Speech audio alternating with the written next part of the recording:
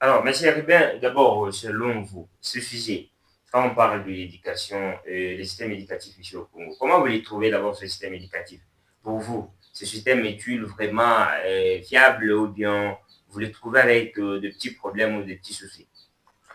Notre système éducatif a un petit problème.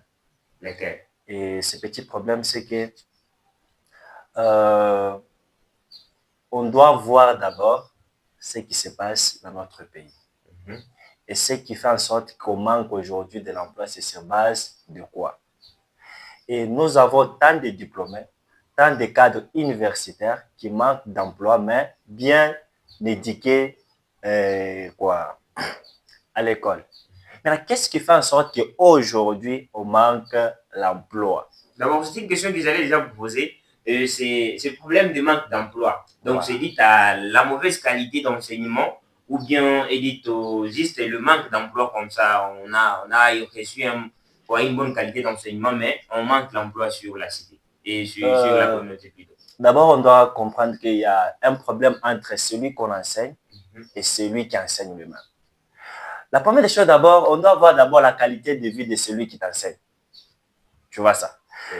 Si celui qui t'enseigne d'abord n'est pas, euh, ne se suffit pas d'abord lui-même, mais dans la qualité d'enseignement qu'il te donne, tu penses que cette qualité d'enseignement, tu vas aussi t'en sortir dans la vie. Question. Voilà. Alors, si nous voulons résoudre le problème, on doit d'abord rentrer en arrière et savoir pourquoi l'école a été fondée, pourquoi on étudie. Si on étudie pour trouver le travail, mais il y a des travails qui ne cadrent pas avec les études. Vous voyez comme ça. Mhm. Alors, on doit mettre en tête que étudier, Mhm. d'abord, n'est pas nécessairement aller trouver le travail. On étudie d'abord pour trouver et pour avoir de la connaissance. Et cette connaissance nous permettra maintenant de créer des emplois.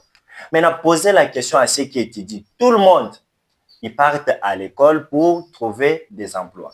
Mais au Congo, on n'a pas des entreprises, beaucoup d'entreprises pour engager des milliers de personnes qui finissent chaque année. Si on comptait le nombre des étudiants qui finissent chaque année, mon frère, on est vraiment nombreux. Mais ici, on n'a pas des entreprises qui vont faire quoi? Qui vont nous engager tous. Mhm. Comment on doit faire? Alors, c'est une question d'abord que je voulais poser à M. Benoît. Monsieur Benoît, Mhm. si on n'a pas beaucoup d'entreprises et on produit prenons beaucoup de diplômés ici au Congo, et pourquoi cette jeunesse ou bien ce diplômé conforme ne vise pas aussi à créer des entreprises et faire aussi participer le pays au développement? Euh, déjà, Hmm. je ne suis pas totalement d'accord avec mon collaborateur Rubin. Ouais. D'ailleurs, je suis fier de partager ce plateau une fois de plus avec lui pour parler du social de notre population de la RDC. Ouais.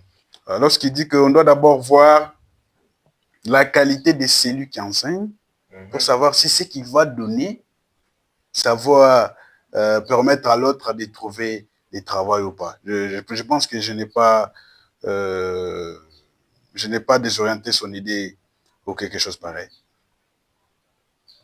L'enseignant peut être là. Il vous donne les meilleurs de lui-même. Mhm. Déjà, il faut savoir que beaucoup d'enseignants ont des difficultés à être payés dans leurs écoles. Qu'ils soient les enseignants des écoles publiques ou privées. Ils ont des difficultés.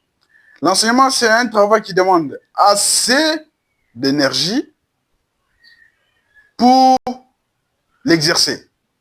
Mais malheureusement, lorsqu'il s'agit d'argent, lorsqu'il s'agit de rémunération, beaucoup d'enseignants ne sont pas bien payés. Mhm. C'est ce qui fait que parfois les enseignants donnent du poison